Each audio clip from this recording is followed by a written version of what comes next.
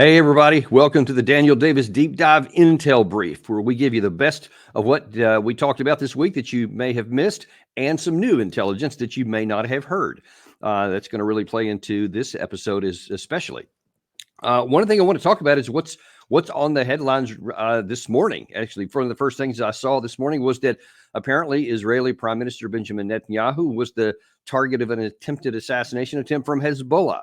Apparently, they had tried to fire three separate drones to Netanyahu's house, but none of them were able to get through. This is one of the information video that has been released by Israel. That's apparently that drone is one of the three right there that the Israeli Air Force, in this case with a helicopter, was at least tracking. They don't actually have any video of it being destroyed, but they did have that imagery right there. But they definitely reported later because, as you're going to see in a second, he made a statement afterwards to show that he is in fact okay. Now, listen, this is certainly can't be surprised as many leaders as Israel assassinates. It's almost inevitable in a matter of time before some senior Israeli person themselves is the subject of an assassination. This is, as I understand it, the second recent attempt. Apparently, when Netanyahu came back from the United Nations, there was a rocket attack by one of the participants, or one of the opponents, rather, of Israel on the airport, which was also unsuccessful. You can certainly imagine that many of the other generals, we actually saw their chief of staff, their top-ranking military general Halavi, was also the subject of an attempted assassination. That also failed. But, man, you just can't get this many with that big of a target and made that many people mad that it's probably not going to happen someday. So we better just get emotionally prepared for that. But in the aftermath of this one here, Netanyahu wanted to both reassure his public that he was fine, but also to send a message. So he's just been the target of a drone attack. So instead of just reporting from the inside, he gives a little subtle message. See if you can pick it up. Prime Minister, how is it going? Well, 2 days ago, we took out Yahya Sinwar, the terrorist mastermind whose goons beheaded our men, raped our women, burnt babies alive. We took him out, and we're continuing our battle with Iran's other terrorist proxies. We're going to win this war. So will something deter you? No. So, no, he's not been deterred. He makes that statement, and of course, he does it outside where a drone just came, and he's like, yeah, I'm not afraid of that, etc. Ironically, that's taking a page out of the Iranian playbook, because after Hassan Nasrallah was assassinated by Israel in Lebanon, the following Friday, the Iranian leadership came above ground. All of them assembled in one place where they gave that Friday prayer. You may remember we mentioned here. So they're kind of doing the same thing. And you see Sinwar, who was also assassinated here a couple of days ago, or yesterday, I guess it was. He also was not hiding in a tunnel. He was actually up fighting. So there's a lot of bravado going on both cases, or on both sides of this, which is not really a good sign if you have any hopes that these wars can get to an end, because everybody's just doubling down on their side and increasing their willingness to resist, and continuing to hit these emphatic points to their people, sending signals to the other side, and of course in the middle, all these people in Israel, Lebanon, Gaza, the West Bank, and potentially Iran. Keep paying with their lives. And that's one of the reasons we certainly want this to be over quickly. Moving on to the next topic here. One of the biggest things we had this week was a very, very unique interview that very few people in the West even have access to. And as we said before, Aidan Minnis, who is a former UK citizen, he's now no longer a UK citizen, went to fight for the Russian side, which was very unusual because a significant number of British subjects have actually gone to fight on the Ukraine side. And the fact that he went to the air to the Russian side was noteworthy, and we wanted to find out a little bit why. Now, the Daniel Davis Deep Dive here, one of our hallmarks is that we give all sides of a story, and you get to make up your mind about what you think about it, as opposed to an echo chamber where people are prevented from hearing anything other than their favored position. So we had Aidan on to talk about his experiences fighting with the Russian side. And one of the most interesting things is the reasons why he observes that the Russians fight. It is more than just Russia versus Ukraine. It is the West clearly want to contain Russia. And I believe that it's because they see the rise of Russia and China, and that will give birth to a multipolar world instead of a unipolar world where America run roughshod all over the globe. So, yeah, it does cause anger. And I have noticed an increase in that anger amongst soldiers because, when you're going into battle and your comrades are getting killed with Western weapons and by Western mercenaries, and they're seeing German tanks with iron crosses on. I mean, that bothers people, because of recent history. Yeah, see, and so from the Russian side, World War II is recent history because they can go back centuries into major battles. And as I tried to convey here to a Western audience, unlike the United States, we've never been invaded by anybody. In fact, the last time that foreign troops caused any combat damage on American soil was the War of 1812. I think it was by the British when they sacked the White House and burned it and all that. Not a lot of people remember that today. The Russians, on the other hand, they were invaded by Napoleon. They were invaded by Hitler. And then they see this NATO encroachment, from 1992 or 1997, I guess, moving all the way up to inevitably, according to the July statement in NATO, in the Washington summit, is going to bring it right up into their front doorstep with Ukraine. So to them, that encroachment and that history is very present, and it motivates them a great deal. It's more fear than anything else. They fear it could happen again. They know it has. And then when they physically see, and he went on to explain in there, it's not just the German tanks with the crosswind, and because obviously Germany invaded the Soviet Union and into Russian lands, and that is a painful memory to many. So that just motivates them to fight all the more. But it's not only that, because it's also British weapons that they see on the battlefield, American armor, Italian armor, French armor, etc. All the Western countries, they physically see those weapons on their soil fighting against and killing Russian soldiers. And so, of course, to them, it's us against the world. So it is an existential fight and something that they want to win. And in fact, as you're about to hear from Putin, they actually think they have to win. So when people in the West think that, hey, if we just put enough pressure on Russia, if we make enough pain, they're eventually going to get tired of fighting and sue for peace on terms beneficial to Kiev or to Washington or London. And that is so far beyond the pale of absurdity as I can hardly convey it. And we need to understand that the harder that we push, the more weapons that we give, the more into Russia that we allow those weapons to be used, the harder the resolve is going to be, and the less likely Russia will be to actually have a negotiated settlement. And in fact, speaking of that, it's ironic because some of the things that Aidan said in our interview were echoed, unbeknownst to us, by Putin almost at the same time, on the same day, where he contrasted. First of all, Putin was answering the question that there's been lots of reports out that there's been lots of Russian casualties, and he made a contrast, Putin did, between the casualties that the Ukraine side is suffering and what he's suffering. Знаете, в чем разница? Значит, НАТО воюет с нами, но руками украинских солдат. Украина не жалеет своих солдат в интересах третьих государств. Натовцам не жалко украинцев. Они их солдаты. Они обслуживают интересы США. В этом смысле им тоже не жалко. But actually, that was also echoed in what Aidan told us, is that the Russians are very careful with their with the way they use their troops in action. They don't have those so-called meat wave tactics that we keep hearing so much about. And again, this is a guy from the front lines, not just somebody in the rear area. So if there were meat wave tactics, he would certainly have seen it because he's been fighting for quite a while in one of the hotter areas in the Kupiansk area, where he has been fighting in his regimental motorized rifle regiment.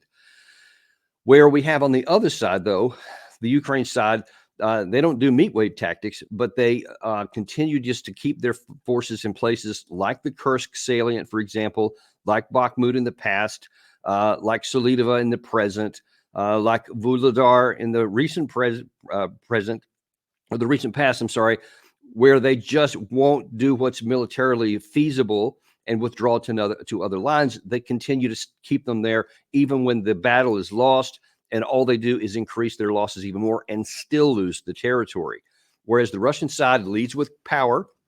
We've talked about this a lot before, and Aiden confirmed that that's his experience as well. Russia will lead with power. They'll do heavy artillery strikes. They'll do lots of drone strikes. They'll do these FAB bomb aerial attacks, etc. Then they'll pulverize an area, and only then do they move in with the storm battalions. And if they receive too much pressure and too much resistance, they'll withdraw, pull back, come in with another round of firepower, and then bring it back in there. So they're trying to minimize their casualties, but as Aiden admitted and several others have credibly put, the Russian casualties are not small. They are significant and they are painful. But as both Aiden and Vladimir Putin said, they're going to continue to fight this because they view it as an existential battle of the West versus Russia. So we just need to understand that when it comes to how this war is going to unfold, Russia has all of the capacity. They have the manpower, they have the industrial capacity, and they have the will. And you have those three together. And even if Ukraine has a significant will to win itself, and they certainly do, they don't have the manpower, certainly don't have the trained manpower, and they don't have the industrial capacity. And that includes all of what the West is providing. We just don't have it in cumulative. So the war should come to an end. We should do the right thing and end the Ukrainian suffering and give them as much as we can going forward in a hope for a future. But we'll just continue to be frustrated with that because there's no evidence that anything's going to happen.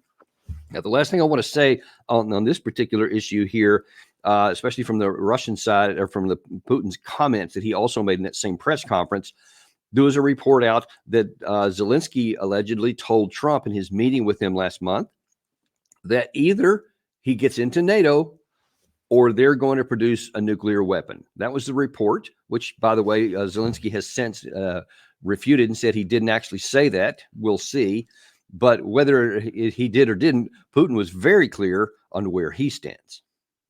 Что политическое руководство сегодняшней Украины неоднократно уже об этом говорил, еще до того, как кризис перешел в горячую фазу. Они уже тогда, до этого, заявляли о том, что, заявляли так относительно мягко, но тем не менее говорили о том, что Украина должна была бы иметь ядерное оружие. И такая угроза будет соответствующую реакцию вызывать у Российской Федерации. Могу сразу сказать, Россия этого не допустит ни при каких обстоятельствах. I don't know whether Zelensky actually thinks that saying he's going to go after nuclear weapons will deter Russia. I think that would be an absolute fatal mistake because it's very clear that Russia's nuclear stockpile, which dwarfs ours, the second they see that, they would certainly take some kind of action. I think you would probably see tactical nuclear weapons used. You see how adamant the United States is to make sure that Iran doesn't get a nuclear weapon, and we keep claiming we'll use whatever force is necessary to prevent that from happening. Just imagine if it was not something across the ocean in the Middle East, but something on your literal doorstep, how much more emphatic Russia, the biggest world's nuclear power, would act to stop that. So let's hope that was either an inaccurate report from Zelensky or that he will be quickly talked out of it, because that would be catastrophic. Now, speaking of Zelensky, he also this past week unveiled his victory plan at his parliament, where he talked about what his victory plan would do. And the first thing is, he said he wants to be in NATO right now. And the second thing is, he said, we need to take the fight to Russia. More than just to Kursk, we need to just take it to Russia once we get NATO, which Larry Johnson came on the show to talk about. And, well, he had a very unique take on it. Захищати наші позиції на полі бою в Україні і водночас обов'язково повертати війну на територію Росії. All we want to do is enter NATO and invade Russia. Read the body language of the crowd. Did you notice Syrski sitting there, the commanding general? Here, he's clapping like this. He's like, Yeah, right there. Yeah. He's not even looking up, man. And the guy next to him is like, they both know what that would mean, and that there's no chance for it. Yeah. I mean, that was, in fact, if you can see the whole thing when they're all standing up there, that looks like one of those to where just behind the cameras, there was a bunch of machine guns on everybody and said, you will get up and clap or you will all be shot. Exactly. I mean, it was the most pathetic applause I've ever seen. And look at their facial expressions. It's like, here's Zelensky. His message is, hey, you've all won the Powerball lottery. You're all billionaires. And that's their facial reaction. So that tells you the disconnect between what he's saying and what they know the reality is. And actually, speaking of reality, obviously, I agree with what Larry had said there, but I mean, he's just saying what's self-evidently true about how ridiculous even such a suggestion is that NATO would ever allow you to enter under the current circumstances of your active war, where a fifth of your country and closing in on a fourth is actually under occupation by a foreign military. Not quite in the NATO charter to allow an active war in. So that's just absurd on the face value of it. But when the United States was asked, we had John Kirby people wanted to know, what do you think of Zelensky's plan? And he very predictably, well, just watch. The president appreciated President Zelensky bringing it to the Oval Office and having a discussion about the victory plan. We're obviously still digging through the details. I'm not gonna get into nuts and bolts on every little item in it. But I will say that, as we've made clear, we support President Zelensky's plan for a just peace. It's critical that whatever that peace looks like, it has to be acceptable to him and to the Ukrainian people. And we're certainly not going to have any discussions about Ukraine without Ukraine, and we're certainly not going to have any discussions with foreign leaders that don't comport with what we believe President Zelensky's plans are for a just peace. Literally having. Yeah. You know, we're not going to talk about the nuts and bolts of this. And he started off by saying the president appreciates Zelensky bringing in this plan. And I'm like, yeah, does he though?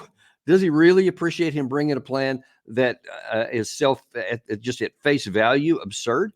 And you notice it's not a mistake that when Kirby was talking about some of the aspects of this plan that he does the classic thing. He looks down, he looks away, breaks eye contact with the reporters, and just, obviously he doesn't believe a word that's coming out of his mouth. He knows it's not true, and he knows there's no reality at all associated with this. But of course, in his position, he, quote, can't stand up there and tell everybody how absurd it is, although I argue he should, because why would you want to continue on carrying the fiction forward when you know that you see on the battlefield all those things I just mentioned? I mean, you can just take the three alone, that the manpower issue irreversibly favors Russia, the industrial capacity irreversibly favors Russia, and the strategic capabilities that Russia has with all of its natural resources overwhelmingly support the Russian side. And you can't undo those in a time frame where you are continuing to bleed men on a daily basis, and you have no way to get them to the front train. It's just impossible. Wars don't work that way. And it's self-evidently true, and that's why Russia continues to pick up and gain more momentum and more speed. We showed you that one graphic earlier this week, in fact, where you saw from June, July, August, and September, the amount of territory that Russia has retaken. It just continues to grow. We haven't seen the numbers for October yet, but along with each one of those comes significant human losses on the Ukraine side. So there's no reason to think that we are going to go down. Yeah, that's the one. Thank you, Gary. Where you see that's the amount of square kilometers. It was 50,000, then 177,300 today, et cetera, 462. No, I'm sorry, that wasn't 1,000. Those are kilometers. So 467 square kilometers. So a considerable amount, and it's rising each month. The Ukraine army is getting weaker. The Russian side is getting stronger. One of the other interesting things that I'll point out from the Aiden interview, which also matches other sources that we have seen, is that Russia does spend a lot of time training. They have, I think he said 4 to 5 weeks, I think it was about 5 weeks of basic training, the first training they get, but then they go to other places and they get additional training. And I think before he went to combat his first time, he had 3 months of additional training at the regiment in the forward area before. And that is consistent with what we've seen from many other sources. Russia, there's been some brigades that have actually not even seen combat in a year because they've continued to train and they've been held out of the fight for reasons that we can only speculate about here. But the contrast is just night and day, because the Ukraine side, there's been many anecdotal evidence where men are grabbed off the street and then within 5 or 6 days are on the front line and killed in action. That's not uncommon. So even the claim that they get, for at least a month, as Sersky said, we also put that up this week. That's pretty much like an aspiration, which is probably rarely, if ever, actually accomplished. But that's where it is, and that's the reality of the situation. This week, we also had Lyle Goldstein on to talk about the China-Taiwan issue and some of the risks that the United States faces in that conflict. The president's new speech, the so-called 10-10 speech, where he gave a conversation about how he views the world. Most of it was based on domestic issues that had to do with domestic politics, but there was some issues on the cross-strait relations. And in that, at least according to Western views, it was a kind of a measured situation. It wasn't a poke and a stick in China's eye. But anytime you even use the word independent in any way associated with Taiwan, it's going to make China unhappy. How did China view that 10-10 speech? Well, they view it rather negatively. I don't think it was a huge departure from what has been said in the past, but there were some parts of the speech that were going to offend China for sure. Why is this called the 10-10 speech? That's very important, I think, for American listeners to reflect on. October 10th, 1911, it has nothing to do with Taiwan, actually. This is an event that occurred in Wuhan in the middle of China. And that was a rebellion that caused the fall of the Qing dynasty and resulted in the rise of the Republic, briefly, Republic of China. It is truly the start of this regime, but of course it has nothing to do with Taiwan at all. And it's just critical to remember that, because those people who in Washington and so forth who want to argue that this indeed is a separate country, as Lai said in his discussion, need to know that there's just so many pieces that link Taiwan to the mainland that it's almost an inescapable conclusion that this is actually a civil war that continues to this day.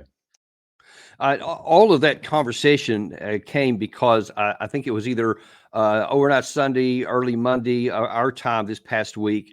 There had been a response from the Chinese side in their biggest operation exercise to date, where they included 125 combat aircraft of various types operating in and around the Taiwan airspace.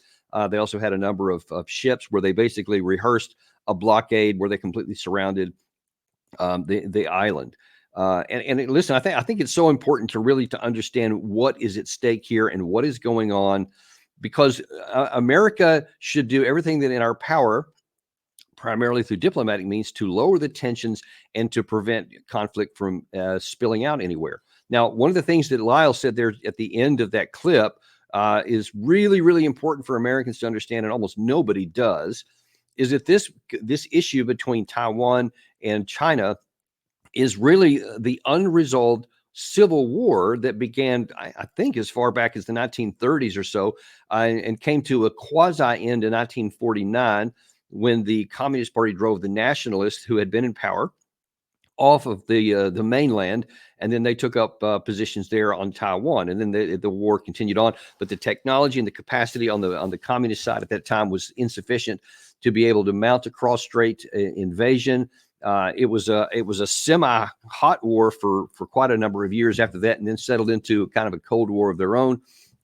And really, since that time, especially since the U.S. established a formal relations with China in 1972, had been in periods of just completely nondescript and not an issue at all. And then it flares up periodically. But in the last number of years, the United States has taken a lot more steps which the Chinese view as provocative.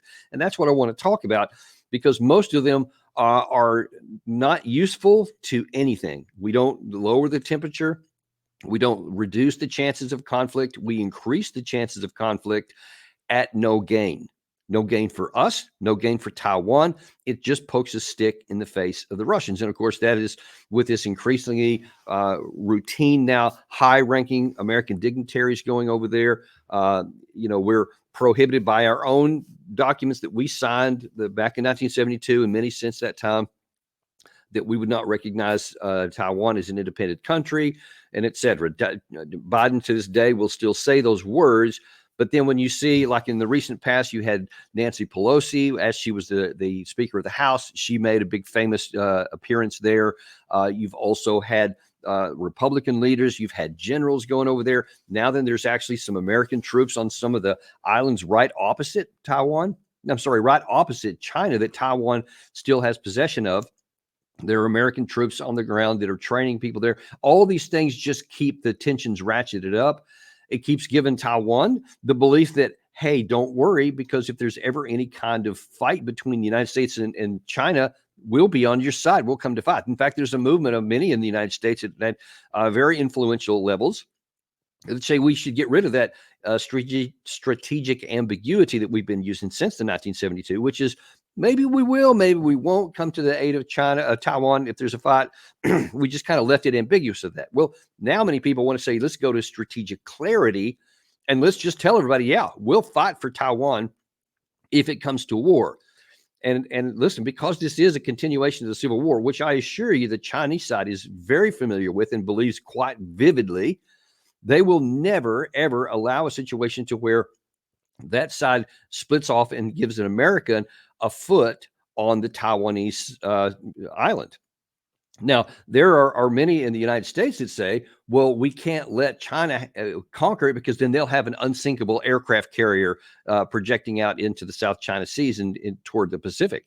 Well, from the Chinese side, they say we will never allow a situation where the Americans actually have a military foothold right across from our border.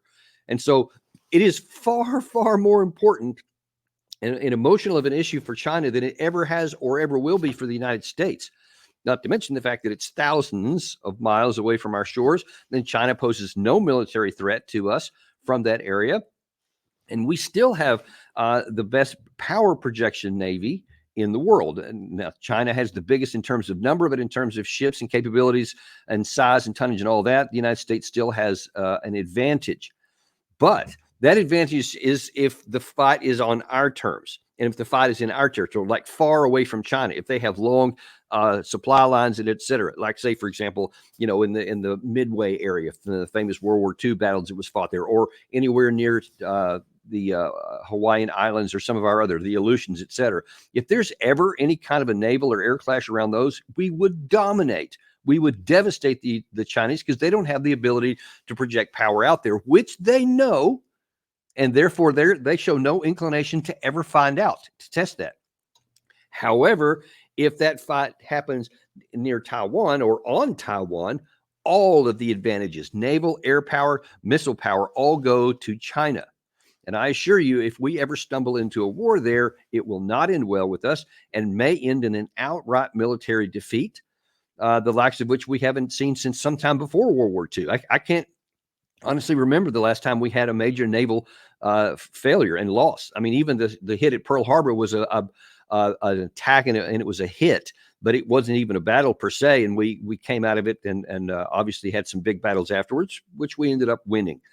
But you get into a fight here, not only could it possibly go nuclear, but their missile defense, their missile offense capabilities just blow away everything that we have. And as Lyle pointed out, also in that episode, there are, I think it was like 200 and something times more capacity to build ships on China than the United States has. So if we got into a sustained war, and even if both sides inflicted catastrophic damage on the naval forces of each side, China comes out the big time winner because they have a much stronger capacity to regenerate power than we ever will. It takes us many years to build a single combat ship today, and China can do it in much faster and in a much broader fashion. Don't get into a war with China under any circumstances, unless China attacks Pearl Harbor again or some American asset in there. And then, of course, we respond with overwhelming force. But short of that, It would be near suicidal to get into a war with China, and we should avoid it at all costs. Okay, in the last section here, I want to move back to the Middle East, and President Biden made a couple of interesting comments about two separate issues here that I want to highlight. The first of all was the other big news from this week is that Yahya Sinwar, the leader of Hamas, was assassinated by the Israeli side. He was actually above ground, apparently was fighting with some of his generals and some of his key guys who were also killed in the strike, and they took him out. And in response to that, President Biden was asked when he was in front of Air Force One what he thought about it. Good day for the world. I'm called these in now to congratulate him getting Sinwar. He had a lot of blood in his hands.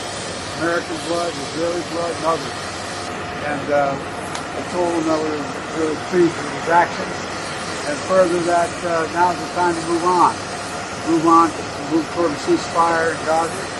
Ensure that we move in the direction that we're going to be in a position to make things better for the whole world. It's time for this war to end and bring these hostages home. And so that's what we're ready to do. That's what we're going to do. And I'm sending Tony Blinken to Israel. I guess he's going in 4 days.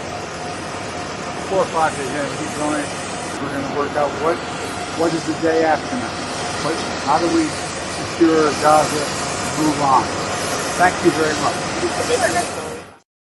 Listen, I mean, he's no longer running for president, but you still got a note here, and you're going to see it, I think, even a little more sharply in the clip I'll show in a second. But man, Biden is having a hard time talking and sustaining, and I've seen how these kind of things in elderly strike, and you got to wonder, is he even as late as it is he capable of going all the way to January 25th of next year? And to be an effective, accurate, or a capable commander in chief, I don't know. It's a question that needs to be answered, and it probably won't be, but something we need to keep an eye on. But let's look at the substance of what he said there. So again, it's just pie in the sky stuff. I mean, not difference in term and tone and context that the Kirby comment was regarding the victory plan for Ukraine that I showed you earlier. Here he's like, it's the next day after. It's great that he had a lot of blood on his hands, Yahya Sinwar. So just on that surface alone, because he was the mastermind behind all the civilian people who were killed in Israel and the terrorist attack and a bunch of stuff before that. So he richly deserved his fate. But you got to look in the context. What is that going to do for the war? And you hear Biden talking about the day after. We need to get the war over with. We need a ceasefire and all that. But if you heard Benjamin Netanyahu after that, he was talking that there's not going to be anything changed. In fact, he said the war is going to continue on. In fact, what he did say was the only way the war could end is if now all of Hamas, quote, laid down their weapons and surrendered.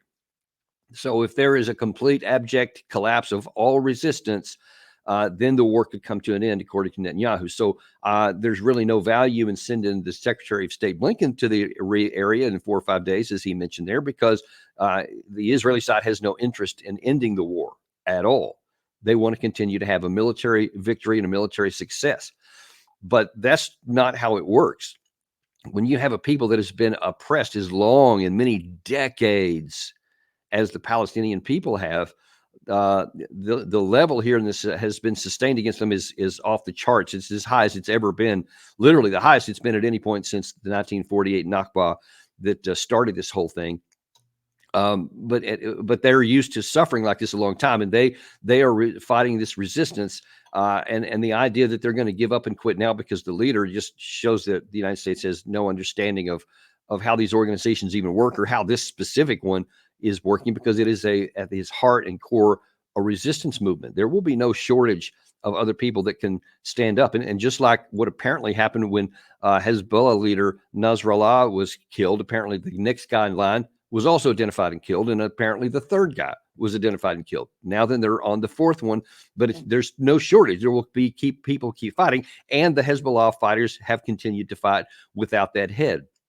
The idea that you can take out the head, the head of the snake and the snake will die. It's never worked that way. People keep saying it. It's really puzzling to me how so many allegedly intelligent people can keep saying, cut the head of the snake off and then the rest will die. And it never happens. It never happens. Didn't happen with Al-Qaeda. How many of their leaders did we take out? Didn't happen with Al-Qaeda in Iraq. When we took out Zarqawi 2005, all it did was lead to the rise of al-Baghdadi and ISIS and that formation, which was much more virulent and much more powerful than Al-Qaeda in Iraq. Then we took out al-Baghdadi. They got a new leader that went on. The thing spread into other parts of the Middle East and even into Afghanistan, et cetera. They took out Nasrallah. That didn't do anything. They've taken out Sinwar. You see the pattern. This just continues on and on of something that's been tried forever. And the snake, so-called, doesn't die because the snake is built not to depend on the head. It's not just I think Rajan Menon said the other day, it's not like a cult is led by one charismatic figure that if you take the charismatic figure out, the whole thing collapses. This is actually built on a people-wide resistance movement to this harsh and bitter treatment. Moreover, Biden's talking about let's get to a ceasefire so that we can bring peace to the Palestinian people. But folks, you see the images that Gary shows every time we talk about this topic here. The level of destruction in the Gaza Strip continues to this day. Every single day, there is more and more structures just turned into rubble. There's nowhere for these people to live. There's a new report out from Brown University that cites a letter. Actually, you know what? I may have this one on here. I think I have it on my screen here. Let me pull this up because it's really, really important. Let's see. This one here's the one I'm looking for. This is a letter that was sent. I want to say it was, there it goes, October the 2nd. You didn't hear much about this. So this has been over 2 weeks ago. Now, this is an open letter from, I think it was 99. There we go. Yeah. 99 American physicians and surgeons practitioners. And we go on to find out throughout this letter, and this is what was referred to in the Brown University piece that I was looking for. Let me bring that one up here because it's very important also. And that is that there were allegedly, let me bring it up here. According to the report on October 2nd, letter to the President Biden, 62,000 people in Gaza have so far died of starvation. Now, when you have that level of destruction that Gary has shown in that much just catastrophic detail on the human population, I mean, you can see this. You can see it's not surprising that you have this kind of starvation going on. It's not getting any coverage at all in the Western press. There has been some Western press talking about the fact that there hasn't been any food aid getting into the Gaza Strip in the northern part since October 1st. So obviously these situations continue to get worse and worse. In that letter, I read part of it, the one that was sent to the president. It detailed from these people the just heartbreaking situation where mothers they are malnourished themselves and they've given births to healthy babies, but then because they don't have the capacity to generate their own mother's milk, and they certainly don't have anything else, any kind of formula or anything else to give them, very oftentimes what they have is the water is contaminated, and they say they see all of these children, babies, infants dying of starvation and malnutrition, and they it's just leaving indelible images on them. But somehow we just don't care about that, and it's shocking to me that even babies we don't seem to care when they're suffering and dying like this. And of course, this is all on top of the 40 some odd thousand deaths from bombs and, and direct causes from the war, et cetera. And so when Biden talks about sending Blinken over to make a negotiated settlement, what are we going to do for these people? Because you can stop the war. You can have a ceasefire, which I'm 100% for. I've never been anything but for it and remain so. But you have to have a concurrent, some kind of plan to bring health back to the people and psychological and emotional hope basis in reality that they have the ability and time to have freedom. That's what the soul longs for in anyone, any people, almost more so than their physical survival. They've got to have the will to live and the reason and a hope that they have the possibility of attaining some freedom. If you don't address that issue, all you're going to do is continue to feed the people in the midst of this extraordinary level of destruction. And if you think that as soon as they're able, they're not going to continue their resistance, and I don't understand basic human nature. Again, it's not even cultural. This is basic human nature, like every one of us would be. I assure you, every single person who's listening to this video is the same way, in whatever people group you come from. If you're imprisoned and if you're being killed in large numbers and deprived of any kind of freedom at all, you're going to resist. You're not just going to take it and lie down, because you have absolutely nothing to gain. So we're going to have to make some big changes there if we ever want Israel to live in peace, because Israel will never live in peace so long as the Palestinian people don't have a chance to live in peace. And that's a truth, no matter whether you like it or hate it. It's still going to impose itself, and you will pay the price if you keep ignoring that basic human reality. Now, the last thing I want to talk to you about is something else Biden said, which, to my surprise, hasn't gotten a lot of notoriety in the Western press here, but it probably should. And that is, we've been talking about the Hamas and the Hezbollah fight. Well, the next biggest one on the horizon is what's going to happen over the horizon beyond Hezbollah into Iran.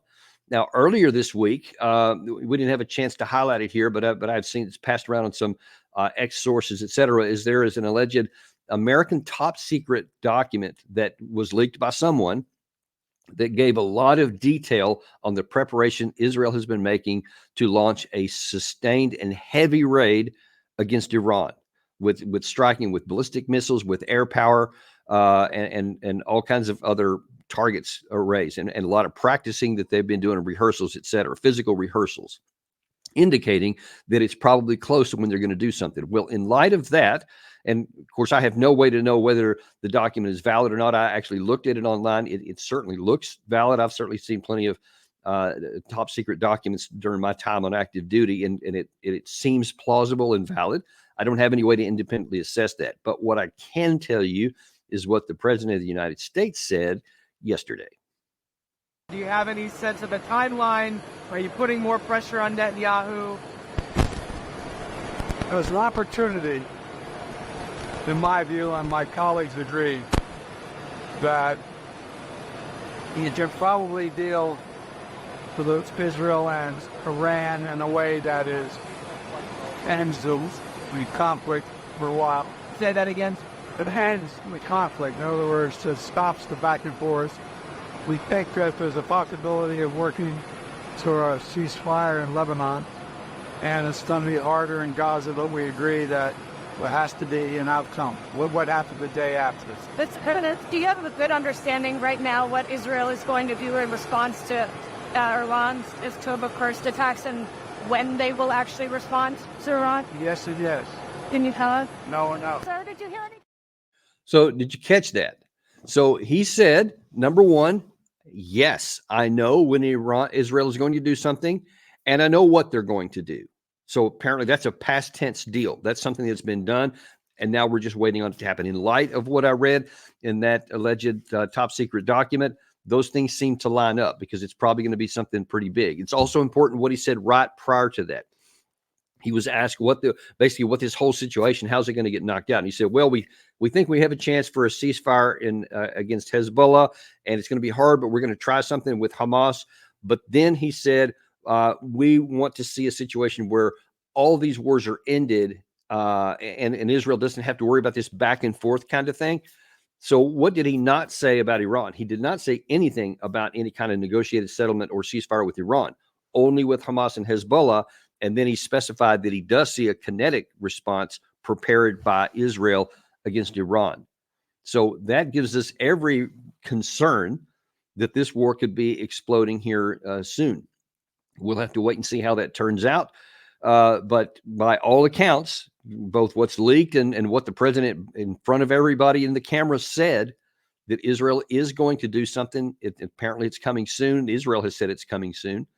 And that he knows what it is. And I can't imagine it's going to be any kind of pinprick situation like what happened after the April Iranian attack, because the Israeli leaders at nearly every level have continued to say over and over, it's going to be lethal and it's going to be painful, and it's going to catch them by surprise at various other times. So That's something we're going to be watching out for, because that is moving in the exact opposite direction of any kind of settlement of any of these wars. I mean, just imagine if Iran is actually hit, what possible reason would either Hamas or Hezbollah, or the Houthis for that matter, have to have a negotiated settlement. Iran would do everything it could to basically put those things on fire and to hit Israel from as many directions as they could. So if we actually want any kind of negotiated settlement with those, then we have to do something to have a diplomatic outcome with Iran instead of the one that we appear to be heading towards. We'll continue to watch that for you like we do with all of these things. If anything breaks over the weekend, you can count on us bringing you updated on what's happening and what the ramifications for that would be. And as always, we ask you to like and subscribe. Also to remind you, especially our new viewers, that we have podcasts. I know sometimes, like I say, the reason we do this Intel brief at the end of the week to show you what you miss is because I know everybody's busy and they don't have time to watch all the shows, but we have stuff that you need to know. So you can also get us on podcast, Apple Podcast, Spotify, Podcast Addict. Just type in Daniel Davis Deep Dive and you will find it, and you can carry us anywhere you go. Thank you very much for that, for watching today, and we'll look forward to seeing you next week on Daniel Davis Deep Dive.